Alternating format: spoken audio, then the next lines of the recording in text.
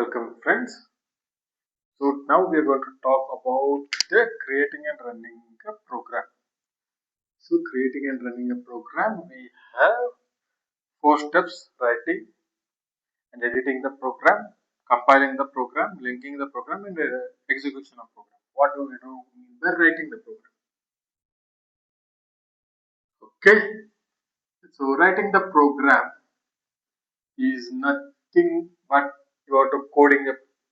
You are writing the program means you are giving a step-by-step instruction. So basically where we write is we write in an SDE, that's a software development environment normally. Okay. So this has normally will have an option to copy paste,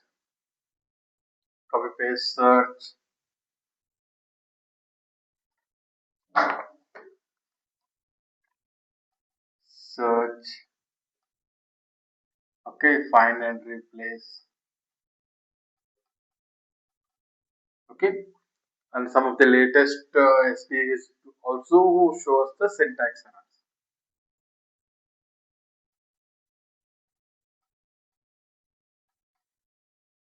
Okay. So coming to this C program, once we write a program, we always C program, we save the file as .c format. Okay. For example, first program.c. This will be the file. Once we write a program, we will be saving it in the for C programming. Okay. So as we saw previously, the example, the C programs is almost a readable language, so it has to be converted to a machine language. So as I told before, that for that we use the compiling. We'll convert this into a machine language. Okay. In C, we have two things in compiling. One is a preprocessor.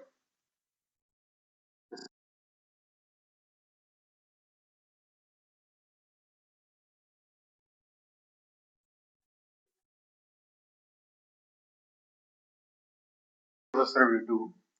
So preprocessor. Normally, a program will have lot of steps and lot of predefined functions. We use lot of predefined functions which are already been coded. We don't need to code like something like you are going to scan something from a screen, right? You are going to get an input from keyboard, right? Input to keyboard, displaying to the monitor, everything are already pre-built programs we have. Okay, those we will include in the programs. So those things and any substitutions, right? If any definitions or anything we are defined, once we start programming, we will understand more about this. But remember, any definitions, everything, the preprocessor, what it will do, and all that, it will combine it. Okay, and it will, what it will do, it will provide a translation unit.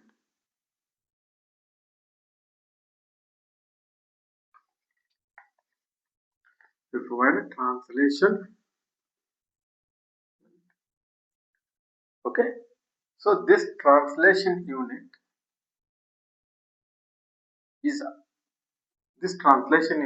is converted by a translator.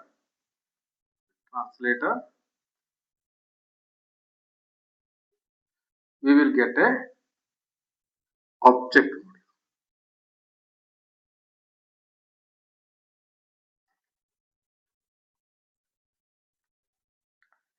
Okay, so basically what is happening here is our C program which we write in compiling the preprocessor, it looks for all the libraries, definition, everything, and builds it up.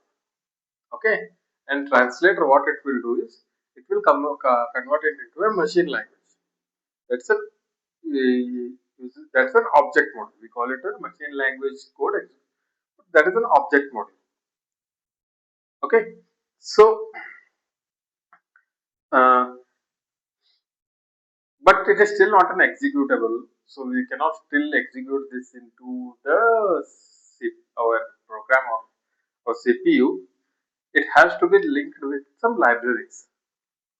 Okay, all the necessary libraries which we have included here. We although we process it, we know that libraries are there. The processor will let us know these libraries are to be included. That process has that things has happened in linking programs.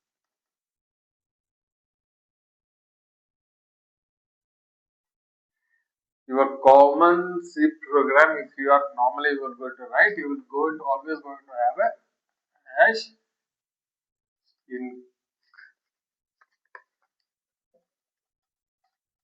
always going to have a hash include stdio.h. This is normally you are going to see as the first line of your code. Okay, what this hash stdio.h is, it's a library. Okay, it has the pre-built functions. Stdio is standard input output library. It has the standard input output of programs pre-built such as scanf, printf. Scanf is used to scan, printf is used to print the output. Okay, now this in after compiling this object module in linking program, it is added with the functions. Okay, functions which are used here. These functions basically this fun will basically these functions are coming from libraries. So they are called library functions. It will be attached. Okay. Now the object module plus library functions is ready, and we can execute it in our system. Okay. So the last step here is execution. What happens in execution is this thing will be loaded into a memory.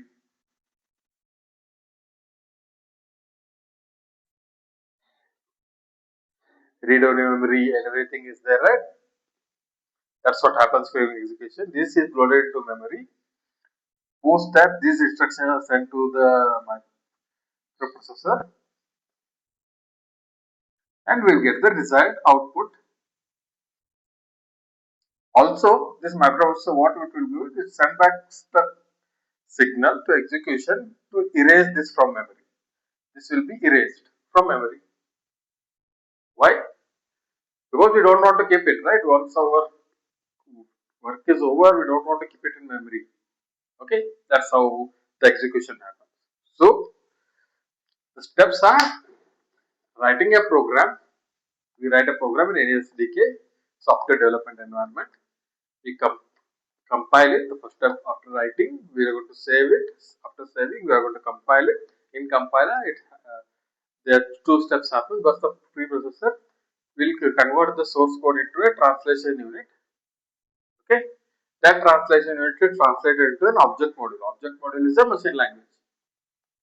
Okay, so now this machine language, what we will do is we go to linking each machine language. We will see what are the additional programs we have.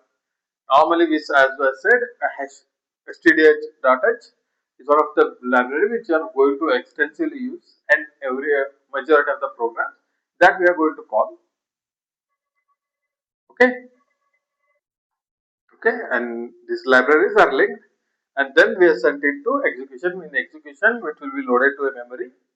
From memory, it will be the steps are executed in the microprocessor, and we'll see the output. And microprocessor also sends a signal back to the executioner saying that the execution has happened. You can remove it from the memory. So these steps will happen in a whenever we run a